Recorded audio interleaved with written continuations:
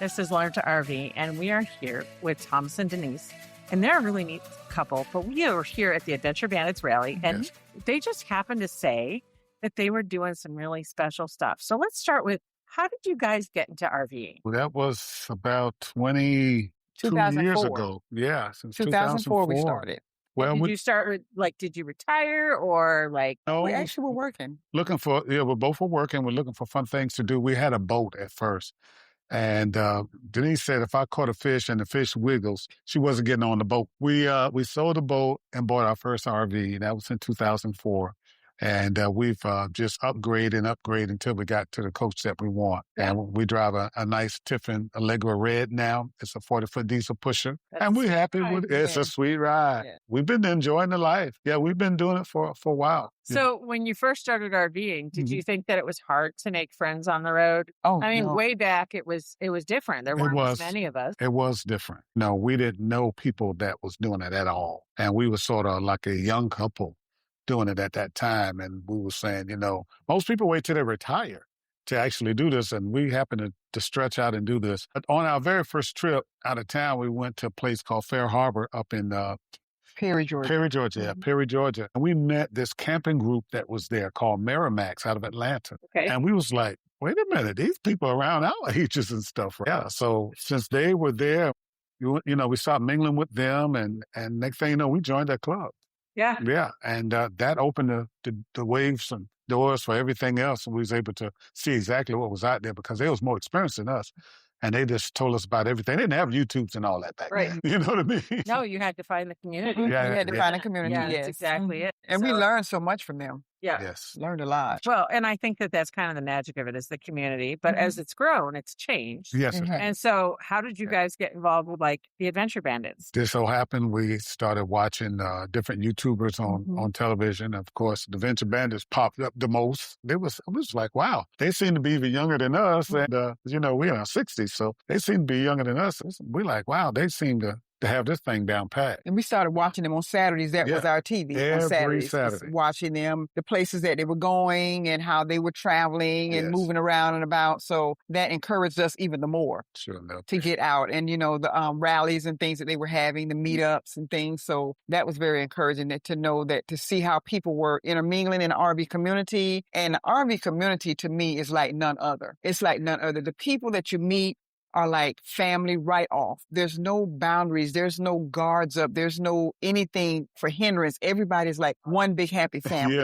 So when you go to a meetup or you meet people, it's like, it's family, like a family reunion. So it's a different level of people. Sure enough, yes. That I wish that the whole world can be like RV communities. Yes. Absolutely. It's just that wonderful. Yeah, no, I mean, there's a magic in the RV community that isn't anywhere else for sure. What kind of rig did you start out in? We started out in a 30-foot with one slide Hurricane. Class A. Built by Thor. It was Class A. So you've always been Class A. Okay. Yeah, and a month later, after, we went to that first rally and we seen what those folks were driving, we was like, wait a minute, this is not going to work for us. We traded it in 1 month and went and got the next level, 35-foot Adventurer. Okay. And I think it had 3 slides maybe, something like that. It had 2 slides. 2 slides or something like that. And we hit the road. As soon as we got it out of Tampa, we was down there at Lazy Days there. We drove straight to Key West that night, that evening. Straight there. Might have got there at 3 or 4 o'clock in the morning. They left the key out for us. We was able to get in and park. And we enjoyed that for about a year. And then we went to another camping get-together again. And they had RV owners out there. And they brought this pretty Winnebago Vetra out there. It's a diesel too, but we went and got that diesel pusher, and we kept that for about 12 years, I would say. Yeah. And then on my job, I got a promotion. I was the president of an organization called the International Longshoremen Association in Savannah, Georgia. It's a union outfit, and we load ships and stuff that comes in from off the seas. And that took, for about 3 or 4 years, that took so much of the RV life away from me. And decided to just come out of that and just do something different in the job. And we got back into RVing again. Then here we go. We bought the 4th one. And went over in South Carolina there and bought that Challenger and kept it for, was it 2 years? Somewhere around 2 years. So that 2 years, it ended August of last year. And then we bought this Tiffin Allegra bus last August. And that's when we started our page. The very first video was we showed us buying and trading our other RV and buying the new one. Nice. Back in August. Yes. So what is your page? Let's start there. Yeah, the Golden Life Travelers. Right now, we're just on YouTube. It's YouTube. Okay. We haven't did the Facebook yet. We'll eventually get into that. But right now, we're on the YouTube channel. And it took off. It could be around a little over probably 12,000 subscribers. Maybe 13. That's awesome. Yeah, in just a few months. So what made you choose a Tiffin? I just like the like the floor plan. Yeah. Yeah. I want their showers. So yeah, they got the big showers. They probably have the biggest showers in RVs. And the best roof in the industry. Yeah, that's true. It's 0.7 millimeters thicker than all the rest. How about that? Yeah. And it's well built. The cabinets. The cabinetry is awesome. Have you met Bob Tiffin in Yes, person? we have. Yeah. Yes, we have. Yes. He is such a sweetheart. He and his wife are so awesome. They are. He is. Yeah, we were at Tampa Super Show down there, and he had one of his special editions, and we was in there, and oh man, they laid the carpet out. They rolled out the red carpet now. They do. Yeah, we're actually planning to go over to Red Bay to the Tiffin Company in July. Nice. And we're part of the Allegra Club as well. Yes. Yeah, they take good care of their people. They do. So have you done a Tiffin rally yet? We're planning. No, we have not done one yet. They're so booked. Yeah. You have to get on the waiting list if you don't move right away. The last one that we saw, by the time we saw it, it was already booked. And the way that they do their rallies is different. But it's very well done. I've been to a bunch of them because we're a Tiffin benefit partner. How about that? They actually do a lottery type thing to select you to go to the rallies. Right. Yeah. I mean, they serve you dinner and yes, they do. Nice dinners and there's great connections and there's activities and they do such a good job. Absolutely. So we're planning on it. Different type of rally than this one. And so and that's the thing, the more rallies you go to, the more interesting they get because they're so different. So there's going to be more seminars, there'll be more vendors. But at the same time, you'll have the education side of it, but it's always done in such a nice place. They know their customers, so they get that. So. Well, we're looking forward to that. Yeah. Going to one of their rallies as well. So when I first heard your story the other night, as you were introducing yourself here at the Adventure Bandits rally, I was intrigued because you talked about your husband having some medical challenges. What's going on and how can our audience help you? Well, I'm in need of a kidney. My GFR fell down to about a 7, and I was right on the bridge of going in to have to go on dialysis. But talking with the doctors, I asked them, I said, man, if y'all could just give me a chance to get out of this hospital and tell me what to do, I'm going to try to turn it around. And they really didn't have no faith that it would turn around at all. But I was weighing about 330 pounds. I weigh 210 now. So I lost 120 pounds and my GFR shot straight up to 20, but still not out of the zone for transplant, of course. But, that and Denise's commitment of changing my diet, helping me change my diet, and the walking routine, we actually started a little video series called, Walk for a Kidney. For Thomas. Yeah, for Thomas on our YouTube page as well. A lot of any of the content creators or anybody, family members and all, they do shorts or they do little videos and they send it to us. And I tag them or either I do a video and splice them in and letting folks know who's walking with me. We'll have to do that for sure. Yes. And it's picking up. It's been gaining a lot of traction. Yes. It really is. People have been willing and wanting to send their video clips. Yes. He's CK'd polycystic kidney disease, and it's hereditary on his mom's side. Yeah. So that's where the issue comes in from. That's why he's in need of the kidney. The eGFR that he's speaking about is the kidney function number. And that's what they determine, whether you go on dialysis or get on the kidney transplant list. He started this back trying to get on the list last year, about in March. March 12th. And that's when he started losing the weight, changing everything around. Yes. He was put on the list. He's listed at Piedmont in Atlanta, Georgia. He went on the list there in October. He's also listed at Medical University of South Carolina. Yes. He just got listed with them this year. Yeah, April. As well. April 1. So he's listed in both those places. A live donor gives you the opportunity. It lasts a little bit longer than what they call a cadaver kidney, which is a deceased kidney. They work as well, too. Yes. So if one comes available, then yes, he'll take that one as well. But a live kidney donor, the kidney lasts a longer time. So that's why we're advocating for a live donor. Anyone willing to be tested, we would appreciate it so much, even if it doesn't match. Yeah. At this point, they don't look for matches. They just look for a willing donor to donate because that donor can still donate. And if it's not a match of his, then Thomas would go to the top of the list for a match, a kidney. And when one comes available, the first one that comes available with his blood type, he will get that. Absolutely. He would be moved to the priority status on the list. That's awesome. Yes. So that's why we're just advocating for anyone to just be tested on Thomas's behalf and willing to be tested and be a donor, a live donor for him. If they're willing. Yeah. We actually have a good friend out in the desert that we met years ago when my husband was active duty. Yeah. His name's Roy. And Roy was in his late 60s when he needed a kidney. And he got a kidney. And he's now in his late 80s. Wow. And so the reality is that can be a life-changing item. And they only gave him like 4 or 5 years to live. And he's outlived that by lots and lots of years. Wow. And we totally believe in that. Absolutely. But Learn to RV, the podcast was started last year. We're 65 episodes in now. And so it was a place where we could share people's stories. So that community spotlight, you know, in the RVing space is so different than in so many other places because you are real RVers. Yes. Yes. So what made you not stop RVing? I love the lifestyle. And I want to be here with this beautiful lady, our children, our grandchildren. We also participate in our church. We grew up as church singers and musicians. Nice. I'm a musician and she's a singer. And they count on us at the church a lot. And we've sung in all kind of groups. We tour with people and we like that life as well. And just to be around our families and that this great big family of RVers right here, I want to continue. And of course, when I heard about this news, about this condition, I was like,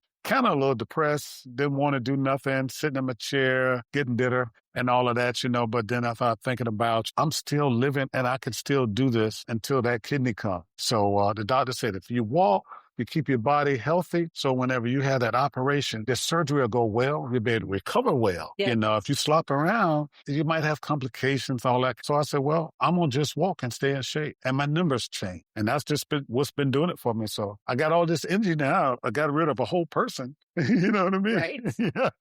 And it's working. If people were to find your channel, let's go over that one more time just so they can find you. Golden Life Travelers, with an S on the end of Travelers, is our YouTube page. And that's where you can find us at. But we do have a QR code or a code that we can have if anyone's interested in donating or being evaluated to donate a kidney for Thomas. We do have that information as well. That's fantastic. Yes. So let's go back just a little bit because a lot of what we see on the road is community centered. You know, friendship on the road. Would you say you've made more friends traveling over the years, or would you say that it's harder to find those? Yes, more friends, way more friends. And she don't meet strangers. Way more friends. Yeah. I just love talking to people. She just walk up to a total stranger person she's never seen before. Next thing you know, they're laughing and giggling. You know what I mean? Getting phone numbers, exchanging numbers. I so much. All right. So as things have changed for you, how does travel look for you now than when it did before you had the diagnosis? In the past, we would travel from here to Vegas, here to the Grand Canyons, all the way to Anaheim. But because I'm on this list now, I can't go too far out of range. And so that we'll be able to be back in case we get that call. It could come any day. And we don't want to be, 3 or 4 day travel, getting to a center to have a transplant. Or, we would have to leave our rig, try to jump on an airplane or something like that. And that probably would just be a lot of complications. So we try not to be too far. We kind of stretched it a little bit, come in here. I do have the ability to make this drive within a 15-hour period, but there are frequent stops. Yeah. Every 3 hours I stop, get out and walk for 5 minutes. We'll get back in, we'll travel some more, then we'll sleep for 4 hours. Then we'll get up and do the whole cycle again. Next thing you know, you're home. Yeah, for sure. All right, but you had lots of rain. So how have you been doing the walking thing here? Yeah, well, I think it was 2 days we wasn't able to walk. Right, because of the weather. Yeah, and I came in and I did see the treadmill, but I didn't come over and use it, but we got out today. And walked extra. And walk extra today. So I usually try to do about 5 days. So, and then tomorrow probably wouldn't be a good day to walk, but I usually park way off at a rest area and I walk around in the rest area. Yes, get some steps in. Get the steps in and try to keep up with the time and the pace and all of that, Because, we like I said, we stopped several times. Even at the Loves and the pilot stations, I get out and move. I just keep the circulation and all. If not, my legs start swelling up. So. And even when we're driving and have to drive and not drive our RV, if we're traveling and just driving in a car, we still go to the gym in the hotel. Yes. Or we'll find if at home, if the weather's bad, we do have a treadmill at home. So he'll get on the treadmill at home and get his steps in. So that's awesome. Yeah, no excuses. No excuses is his motto. I love the dedication because you don't always find that. Yes. Yes. So you're taking it to the next level. Yes, ma'am. So yeah. Mm-hmm. All right. Anything you tell the audience about not waiting to travel? My dad died really young. My dad was 61. I was never going to live this lifestyle. That was 13 years ago when we hit the road full time with our kids. And so we're weirdos in this industry to start with. But the reality is, we've had so many people that say, just don't wait. What would you tell somebody that's on the verge of thinking about traveling? Maybe they're at the edge of retirement and they're just looking at the plunge. What would you tell them? I wouldn't wait. I wouldn't wait on retirement at all. At all. At all. Mm-hmm. Matter of fact, if you go ahead and shoot for it now, you don't have to start out big.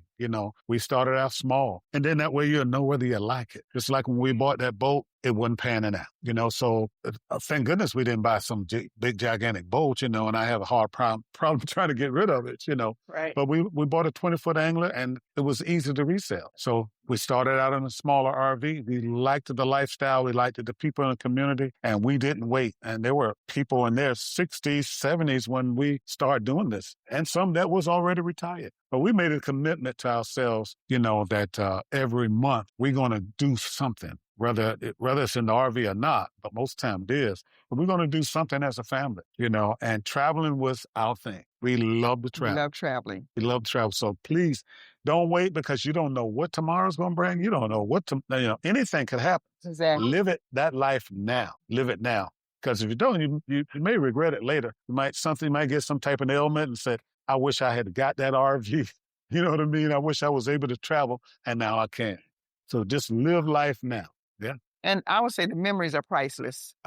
The memories are priceless. No we can sit down and talk about how it was, or trips that we've made. So in our mind, we've always said, if we're going to travel until we can't travel anymore, and then at that time, we sit down and we live off the memories. Yes. We've made a lot of memories that we can sit back, mentally go through a picture album in our minds and just share. Remember when we did this? Remember when we went there? Remember we did that? We can share those memories when we can't travel physically anymore, if that ever came to that. Sure. So we live our life every day of making memories that's going to last a lifetime, precious memories that's going to last a lifetime. Absolutely. That we can sit down and share stories with our kids and grandkids. 100%. Yes. Yeah. So my husband was 38 when he retired from the Marine Corps. We hit the road a year later. So he was 39. Everybody said, oh, it's a phase.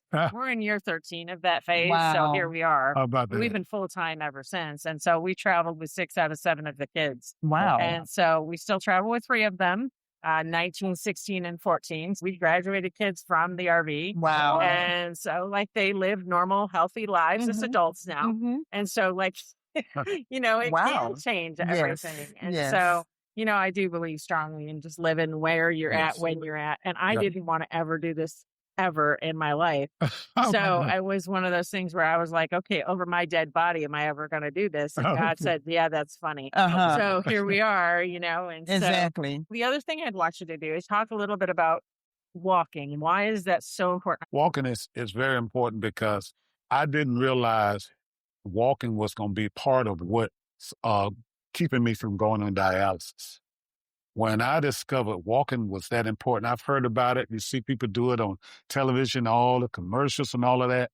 That just goes through one ear and out the other. But until I got into this situation, once I tried it and it worked, I started pushing people, said, listen, even if you're not walking for me, walk for yourself. Because it's going to change things in your body. You know what I mean? Your circulation. It controls my blood pressure. I had no idea. I can get up with a blood pressure, might be a little high, like 123 over, let's say 86. And if I walk 1 mile, it'll come back down to 115 over 79. Wow. Just by walking. It's just simple. One of those 16-ounce bottles of water and get out there and walk. But I do 2 miles, most time 2.5 miles, 5 days a week. There's some weeks I do the whole 7. but mostly just 5 days a week. And I just encourage everybody, just for your own health and your own benefit, I'm a living witness that it works. And it also kind of pushed the weight to come off fast. Food alone wasn't the only key to this thing. You had to combine it with the walking. And that helped, man, the pounds start dropping off just like that. You know what I mean? And in a short period of time, too. Some people say it take a year to lose, 100 pounds or so. I think I did it in about 7 months. Mm-hmm. Wow. Yeah. And I don't look sickly, I'm not as strong as I used to be. I don't have muscles and all. So I just walk around with little weights now from time to time trying to build the muscle back up. You lose weight, you lose the muscle as well. Yeah. But yeah, I just encourage everybody if they don't do anything else, if no other type of exercise, walking is a key. It'll keep you alive. That's awesome. Now, do you walk with him? I don't walk with him every day. Maybe about 3 days out the week or whatever, I'll try to walk with him. I'm diabetic, so that's why I'm not a donor, but I do walk with him about 3 days a week, to try to give him some company and encourage him. But I really would like to challenge everyone today to walk on behalf of Thomas's getting a kidney. I challenge you. I ask everybody to advocate for a donor for Thomas to get a kidney. We have the information that we gladly to share, but I challenge everybody to get up and make a video, make a short video, send it to us, and Thomas will put it on our channel to appreciate everybody and let others know that there's other people out there that's walking in solidarity with Thomas for a kidney. So I challenge everybody to do that today. Thank you, guys. I appreciate you. Thank you. And thanks for sharing your story. That's so important. That's what makes this whole RV industry go around. It's our stories. Yes. Thanks again for Thank you. We appreciate you too.